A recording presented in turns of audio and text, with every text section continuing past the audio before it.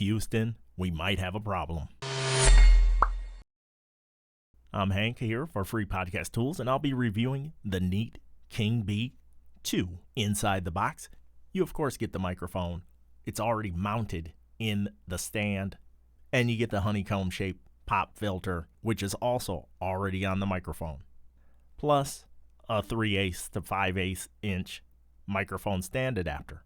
At the time of this recording, the Neat King Bee sells for $169.99 in the United States. The build quality is a mixed bag. The body feels sturdy, however the pop filter feels like cheap plastic, and so does the King Bee 2's shock mount.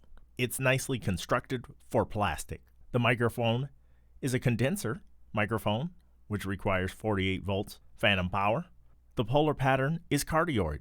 It has an output impedance of 50 ohms. The signal-to-noise ratio is where this shines, 89 dBA. And the noise level is a quiet 6 dBA with a dynamic range of 134 dB. I'm going to do just a quick plosive test. I'm going to leave the honeycomb filter on because what would be the point if it were off? I'm going to be about 4 to 5 inches away. Peter Piper picked a peck of pickled peppers. I'll move in just a little bit closer, about 3 inches. Peter Piper picked a peck of pickled peppers. Obviously, you wouldn't speak into this mic too close. You're probably going to give it a little bit of breathing room anyway. And of course, you can mitigate plosives by trying to talk across the microphone. I do want to give you a sense of the off-axis rejection. And this is me in the front. Here's how I sound from the side, same distance away. And here's how it sounds from the back of the microphone, about 5 to 6 inches away. And here's how it sounds from the other side of the microphone, approximately 5 to 6 inches away. I have the Neat King Bee 2 connected to my Tascam Mixcast 4. No processing is turned on. I won't do any post-production. And I have the gain level set to what I would have its predecessor set to. I'm using that exact same channel. But if you want to see those two compared, make sure you subscribe. That's coming up in a future video. Here's what it would sound like if I were typing on the keyboard.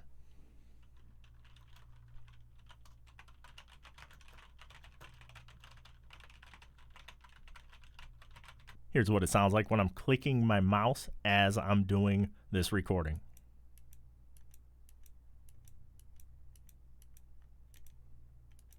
I do want to get to some pros and cons. I'm going to tell you there's one con on this list that I wasn't expecting, to be honest with you. But let's go to the pros first. With the price coming in at just under $170, this is a very affordable microphone. You got to love the sleek redesign when you compare it to the older version. The included shock mount, yes, it's just plastic, but it's really well constructed and has a nice look to it and seems to do a good job when I'm moving around the boom arm. Personally, I like the sound quality.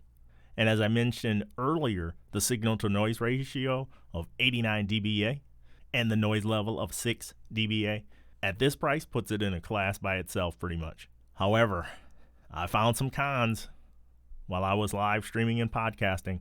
Blue Compass boom arm is able to hold 2.4 pounds, and the King Bee 2 weighs 2.47 pounds when it's inside the provided shock mount. So I did run into some stability issues. I have to have it set just right for it to hold its position. Other boom arms will probably do a better job of that, but this is the Blue Compass. Now this next con I got from a community member on the Free Podcast Tools YouTube page, where the individual had commented on one of my videos and said that while the new sleek look is awesome, this original Neat King Bee leaves such a more memorable look to your live stream or podcast. People will remember that look forever. And he wasn't wrong. That's very true. Now here is the biggest con that I came across. Here's said finger. I'm going to touch the body of the microphone and get ready.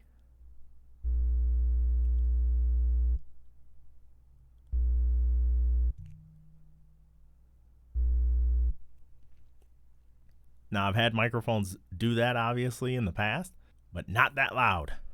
And even if I touch the provided shock mount, you can faintly hear it. Now, should you be touching the body of your microphone while you're live streaming, podcasting, or creating YouTube videos? Of course you shouldn't, but all of us do. I'm this guy when I'm podcasting. Yeah, let me look for that. Yeah, I got to do that.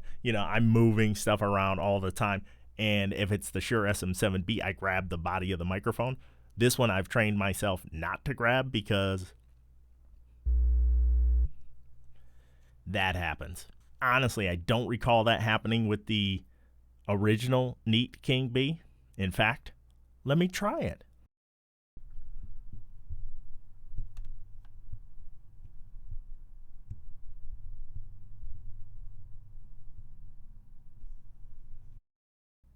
Overall, I am truly enjoying the Neat King B2.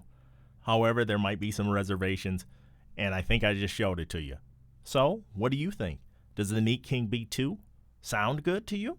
And I'm going to do a side-by-side of these in an upcoming video. So please subscribe to the channel and like this video. But down in the comments, is this a deal breaker? Let me know. I'd love to hear your thoughts. Thank you.